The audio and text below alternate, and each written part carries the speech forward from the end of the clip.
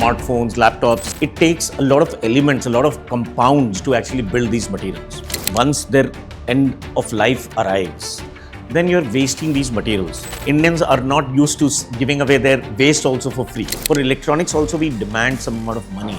So there is a cost element associated with it. And so therefore, the cost is a little higher, I would say at times. At this juncture, the way the government operates, right, they are supporting nearly every kind of recycler. You're able to extract silver and gold, but the rest of the material remains in that, sort of mix, which is then thrown into rivers or thrown into the ground, which finally either pollutes the soil or goes to the groundwater, which is unfortunate again. And toxic in nature, apparently. Very toxic in nature, very carcinogenic. It will cause a lot of problems that, you would see the amount of fishes, etc., which were there in the Ganges previously. There are very little wildlife which is remaining, essentially because of such pollutants which are going in.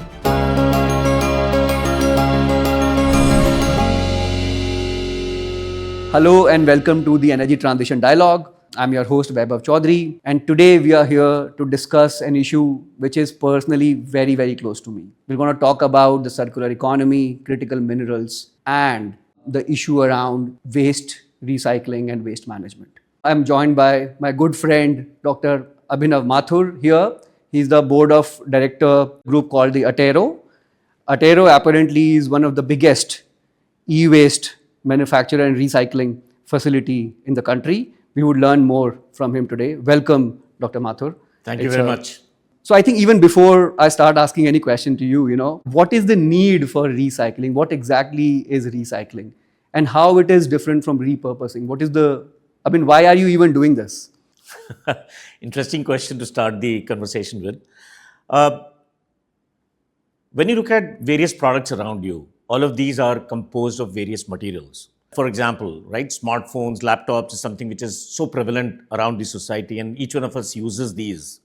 These are constituted by close to 30 to 40 elements of the periodic table. But it's important to understand that it takes a lot of elements, a lot of compounds to actually build these materials. If they are put to waste, once their end of life arrives, then you're wasting these materials. And finally, these are sourced from earth. And there is not enough earth, or there is not enough materials in earth which will be able to fulfill the requirements that are there.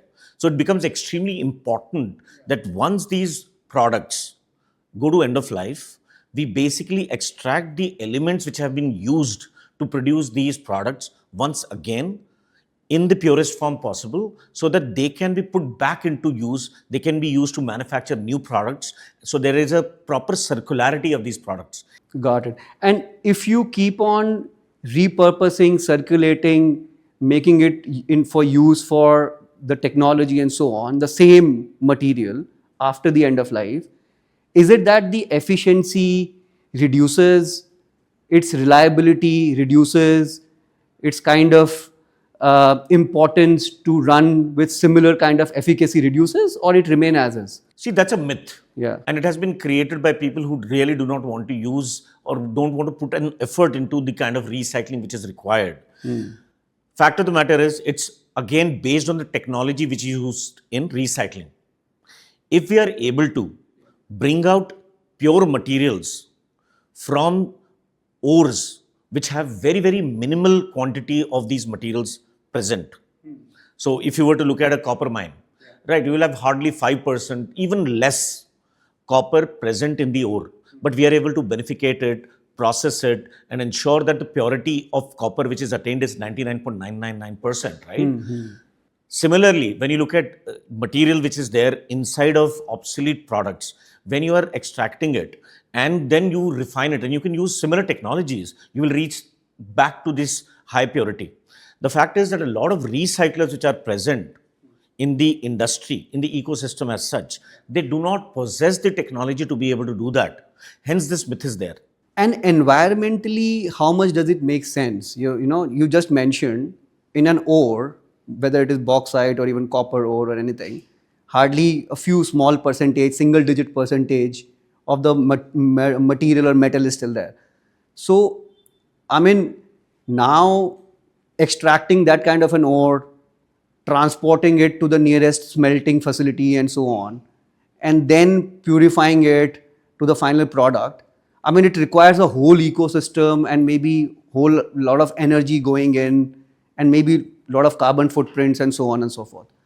So environmentally, I'm assuming also it kind of makes sense to then look at maybe recycling as an option vis-a-vis creating something afresh. So, if you were to compare the energy which is utilized when you are trying to extract material from pure ore or virgin ore, Yeah.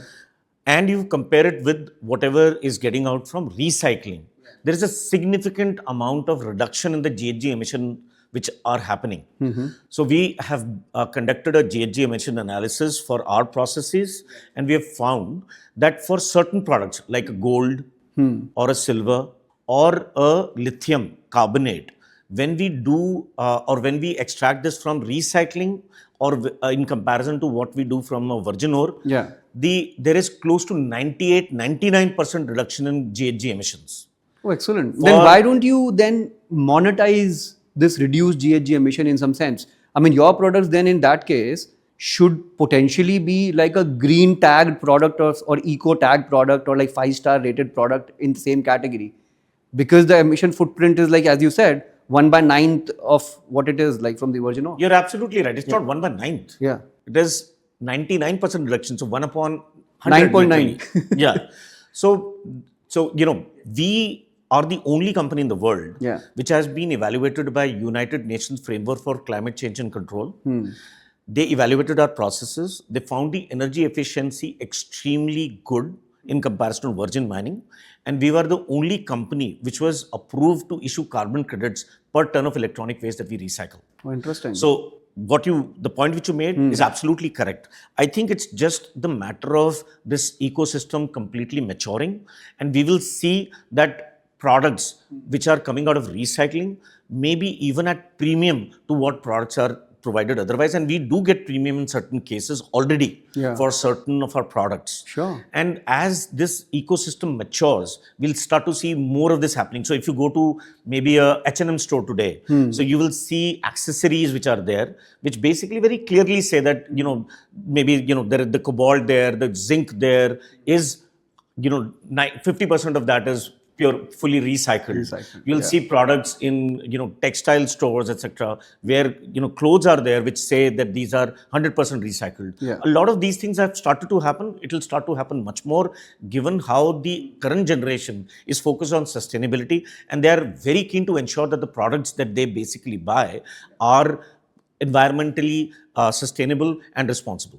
Interesting. And in fact, I was just talking to somebody, I think, in one of these policy think tank of the government, wherein especially tagging the product vis-a-vis their emission footprint, carbon footprint, or even water footprint is something that the government and policymakers are very closely looking at. So I don't know about, in the case of these critical minerals, I don't know how much India is exporting and if there is at all any benefit potentially through CBAM and all, if that is like in the horizon in few years. But what's your sense? Because the market, you said, is still sort of quite immature. It will come at some point in the future. So internationally, the market is maturing. Yeah. In fact, it is much more mature than it is in India. And so we do see certain demand for our products. We have not yet started to very, very significantly focus on exports. With but premium we or want without to. premium? With premium. With premium. With premium. We are focused on trying to expand that significantly, and we are already in conversations with several large brands. I'm not at a liberty to disclose some of the names. But in India itself, there is move to actually encourage producers and manufacturers to use recycled material in their products. Very interesting. And then other than maybe then the carbon footprint or emission footprint or energy intensive kind of products, the other is financially how much does it make sense? So when you compare product coming out from the virgin ore, the final product, vis-a-vis a recycled product, financially, how much do you think it's cheaper or costlier? So it's in the ballpark. I will not say that it is much cheaper, but it's in the ballpark. See, at the end of the day, the price of any commodity will depend upon the source material cost, the processing cost, the labor cost, and whatever additional costs which are there, right?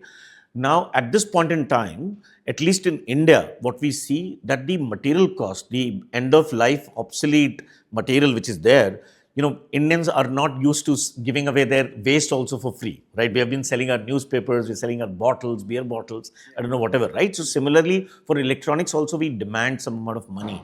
So there is a cost element associated with it. And so therefore, the cost is a little higher, I would say at times. But with increased, I will say, government support, policies which are supporting that recyclers should, make some profits, we will start to see much more profitability in this particular space. And technology wise, if one would say, I mean, do we have in India these homegrown indigenous technologies to process and work at scale the kind of expectation and demand and the forecast that India has? So at this point in time, I would say there are few recyclers just like us, right, which are into advanced materials, critical minerals, which are able to produce at the kind of purity, extraction efficiency, and environmental efficiency as we do. But this is growing. Yeah. And, at this juncture, the way the government operates, right, they are supporting nearly every kind of recycler. But with the National Critical Minerals Mission, what has changed with the Ministry of Mines coming in, they've actually qualified a limited set of people that they believe will be able to take out critical minerals and rare earths from the various waste streams. And there is a list of 58 eligible entities which has been published and has been approved by the Ministry of Mines, who will be supported to scale their operations in recycling. We believe that this number will reduce once we start to see the output of the activities which have been mandated by the Critical Minerals Mission start to sort of really come about. So we will see that there will be a fewer number of players, but scale will depend upon what more support can the government be providing these players. Internationally, what we have seen is there are a few players which are supported to the hilt by the government. I believe that time will come in the next few years once we get to see what is the output these Sure. recyclers And technology is all imported, or like you have like all the technology available. So there are even for the different kinds high of end, players. even for the high end critical minerals. Sure. So there are different kind of players. So there are players who would have gone and partnered with people who would have given them technology to get recycling. At Attero, we have been at it since 2008. We have a very significant R&D team which has been put in place, headed by extremely capable PhDs from various international universities. We have a 50,000 square feet plant which has come up in Greater Noida, which is just focused on research and development and nothing else. The entire facility is dedicated to advancing in critical minerals, looking at advanced materials, composites, etc. And we will see a lot of more innovation coming out of that. At this point in time, we have 45 plus patents, 200 plus applied for, and we continue to innovate new things. And like I said, globally, Attero is a recycler which is unique in its distinction, that it is able to extract 28 plus elements of the periodic table from the various waste streams that we extract. If you see the best recyclers in the world, nobody is able to do more than 12 to 14. Oh, interesting. And coming from India, I think that speaks of volumes. Yeah. That's a focus that the company has had, and the support that the company has provided to its R&D team, that it has continued to innovate. See, other issue I believe in this whole recycling business, whether it is e-waste recycling or for that matter any other recycling, especially in India, because labor is cheap, sector is segregated between formal and informal. So you also see at times underage labor, child labor, with all this informal facility facing all kind of challenges.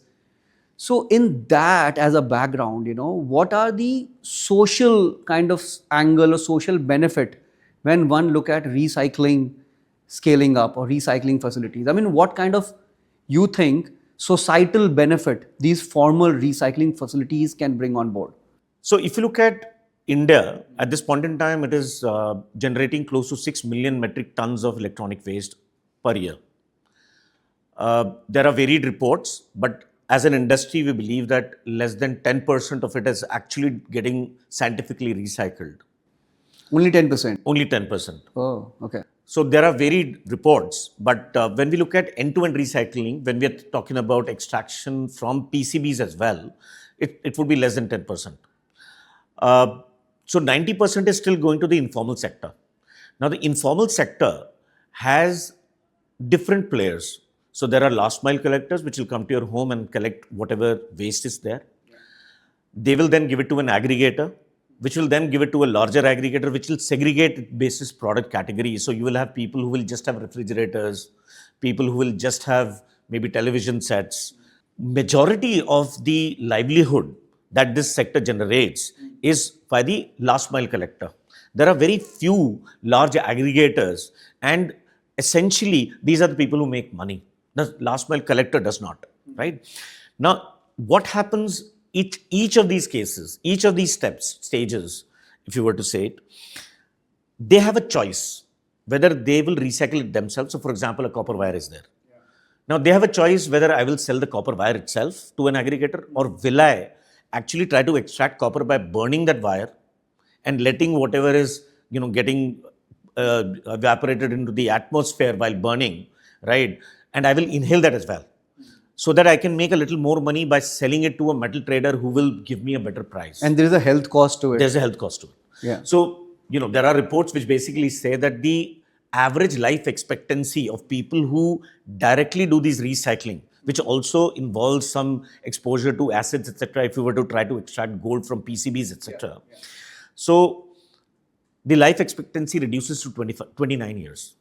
And typically the people who are employed by doing these kind of things would be children or women. And it's an unfortunate part of society, right? The other thing which also happens, while you did mention social, I would like to touch upon the environmental piece as well. So like I said, burning of copper wires will, sort of allow a lot of pollutants to get into the air. On the other side, when you try to extract gold or silver from these PCBs, you use extremely strong acids. You're able to extract silver and gold, but the rest of the material remains in that, sort of mix, which is then thrown into rivers or thrown into the ground, which finally either pollutes the soil or goes to the groundwater, which is unfortunate again. And toxic in nature, It's apparently. very toxic in nature, very carcinogenic. It will cause a lot of problems. You would see the amount of fishes, etc., which were there in the Ganges previously. There are very little wildlife which is remaining, essentially because of such pollutants which are going in. Yeah. And this is a very, very big problem, because we continue to invest significantly trying to look at air pollution. We significantly invest into the clean Ganga mission and so on and so forth. But we are not stopping it at source. So if we were to work with the informal sector, where we try to ensure that the last mile collector is able to channelize it to a scientific recycler. Yeah. Or collection systems are promoted or supported by the government, where collection by the scientific recyclers is happening directly from the households. We will see much lesser social and environmental impact. And there will be better livelihood situations for these last mile collectors than there are today. And they will not be exposed to these carcinogenic substances, which is something which will be very, very beneficial for the society. And I believe that the government has started to look at these things. A couple of things need to be done. Collection systems have to be supported so that formal recyclers can get in. And the second is, there is a significant problem owing to the GST.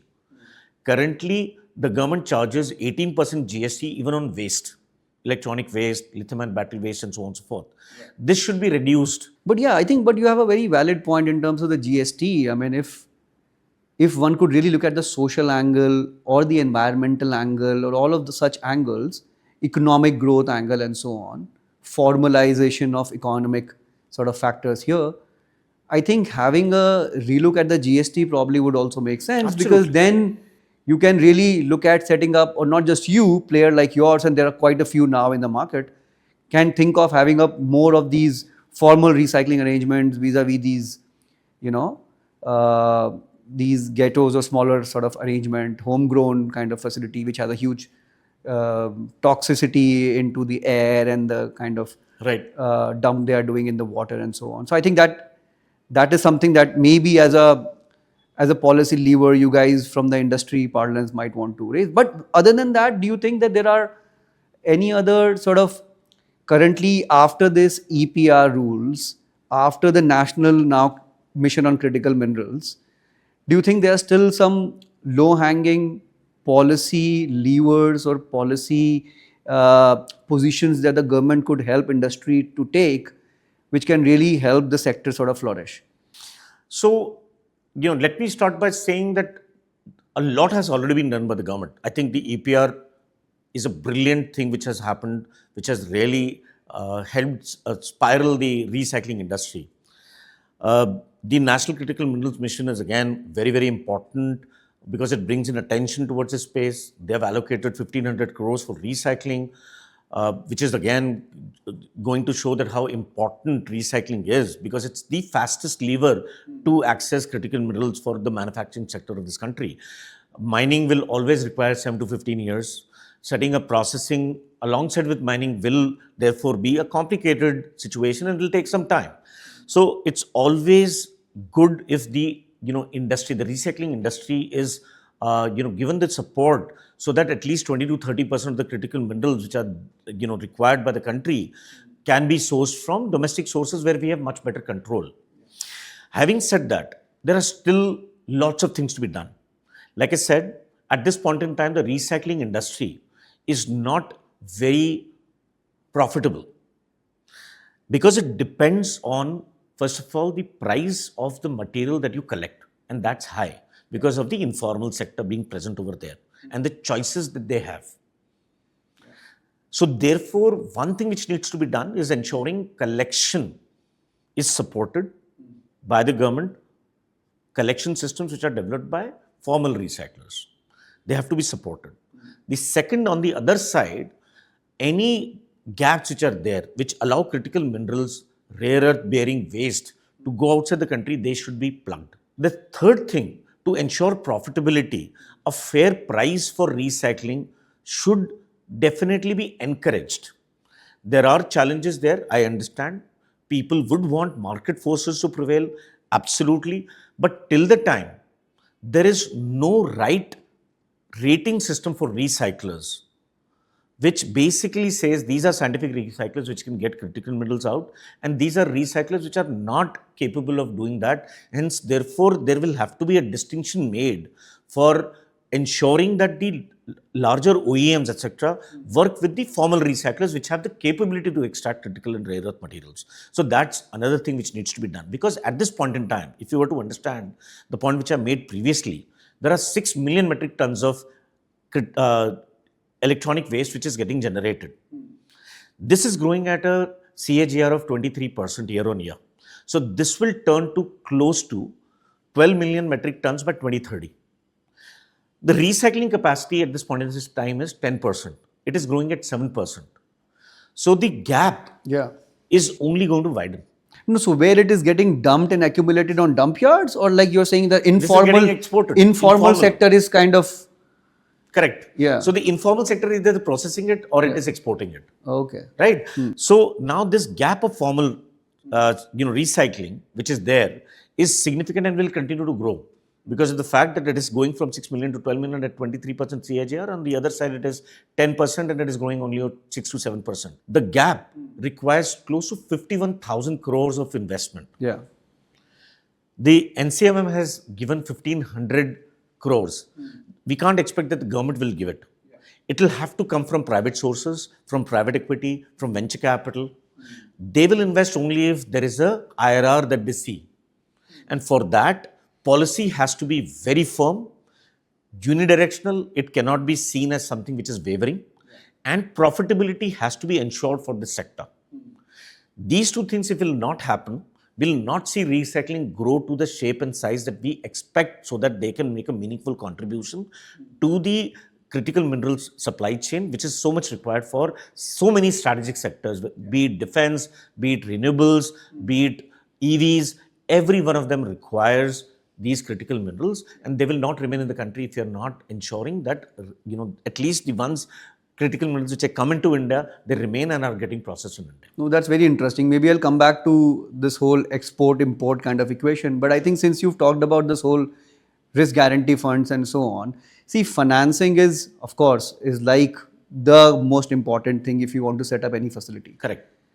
So when you talk about the recycling business, what are these typical financial models? Do you have, from the banking side, any kind of priority sector lending that goes into supporting recycling businesses, or do you have either through the multilats or bilats of the world, or even from the homegrown government policies, structures, or SIDBs and all, some kind of VCF, the venture capital fund, or partial risk guarantee funds, some arrangements, or it's none?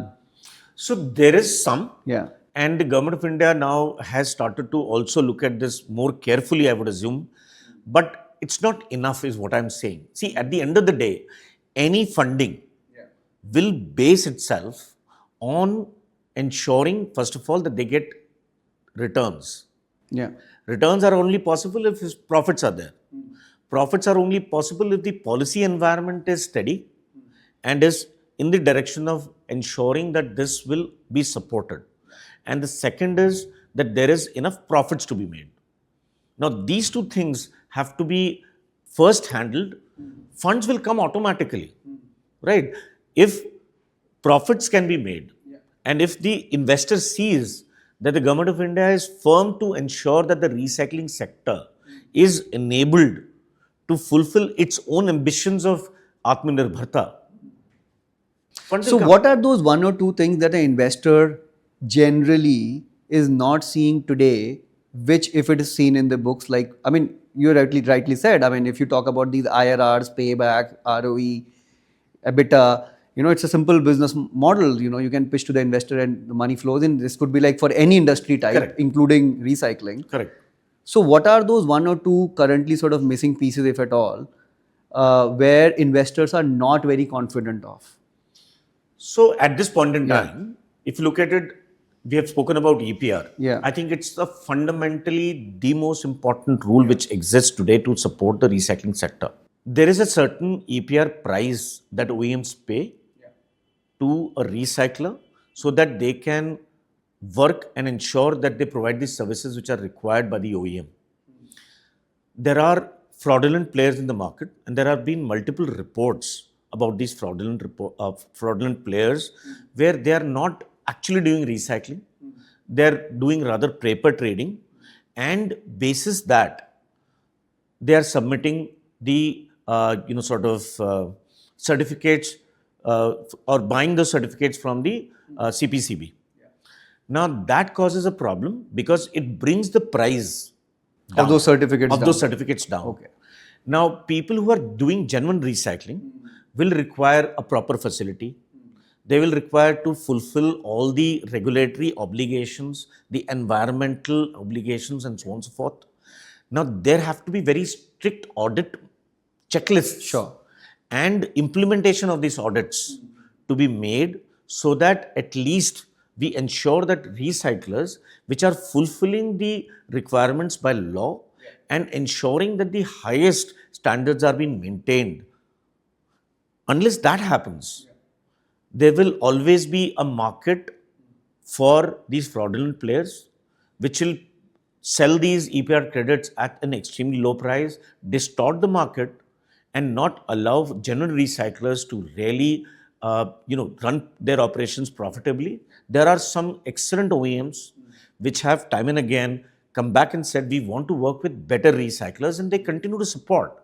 But if the market is skewed, it will be a problem for them as well and for us as well. People are in this business to do business at the end of the day, not charity. Of course. Right? They have to also be self-sustainable to run the business, right? Correct. And for that, this is at the end of the day a commodity, a final product of the business. And wherever you get the best price, you will sell it there. Right. So what is the point of then not allowing your product to go out of India if you can get a better price there, vis-a-vis if Indians could not afford it? What's your take? I mean, so you said that you can ask for a premium for your product because it is recycled, slightly more greener and cleaner, less environment footprint. I think maybe at par financially with the conventional ones vis-a-vis this, but it can get a premium abroad, maybe not in India. Hence, better pricing outside, not in India. So if you see this, then India will always be critical minerals, materials insecure in this case. So how will that be managed? Because you get better price outside. So let me first of all say that it's not completely accurate to say that we are getting premiums only outside of India. We're getting premiums within India as well. Within India as well. There are progressive, extremely progressive companies who understand and they are willing to pay that premium. Also because maybe their end products they can price differently, or it requires that they have certain recycled content in their products as well. right? So there are customers in India which are giving some premium. So that's one. Second, when we look at these exports are not happening to Europe or to the US. These exports are finally finding the route back to China. And these, Interesting. the companies which are buying these materials or these, obsolete end-of-life materials, or maybe even derivatives from those, these are supported by sovereign funds of China. And eventually they come back to us in the form of products again. So we buy a battery, we consume it, we pay premium for that battery, which is getting manufactured in China. We consume it, there is an end of life, the material goes back to China, again goes into a battery and comes into us. We are not supporting our manufacturing sector, we are not supporting our recycling sector, and we are continue to remain dependent on China. So there are multiple requirements over here. So it's not just economics which is at play. There is geopolitics at play. There is national security risk at play. So we have seen this scenario unfold globally where China has started to refuse the provision of certain materials and technology to various countries. And that is happening with India as well, right? There was a certain time that said no rare earth permanent magnets. And our automobile industry was literally they were not sure as to how do they bring out the next product. Yeah. Right? Now, this will continue to happen unless and until we realize that there is a greater thing other than just economics at play. So, therefore, it makes sense for the government of India to ensure that it basically supports the local industry till such time there is a viability gap. Once that viability gap is fulfilled, then obviously the industry will stand on its own feet and ensure that the requirements of the Indian manufacturer sector is completely met. And probably because of this national missions on critical minerals and other things that government is pushing forth, I think some of these questions and challenges that you have raised might be addressed through They that. are getting addressed, Yeah. but needs much more scrutiny. I've in fact gone on record to say that at this point in time, there are some 6 or 7 ministries which have different, and I would not say wrong objectives, but very right objectives, but very focused on what their mandates are. At this point in time, if we look at from a critical mineral standpoint, globally, these are either being handled by the defense in ministries or by the National Security Advisor. So there are separate departments which have been set up to ensure that critical minerals are provided for their strategic purposes. Yeah. In India, for the moment, Yeah. while the National Critical Minerals Mission is there as a part of the Ministry of Mines, there is no single person who says that I have ownership to ensure that any and every critical mineral which is required by the industry in 2035, I will make sure that it is available for the Indian manufacturing sector. There is not a single entity. That single entity needs to be created. It will be obviously created from multiple ministries and they will have to coordinate amongst them. Somebody who will just ensure that these critical minerals are available to ensure that India is on its path of self-reliance.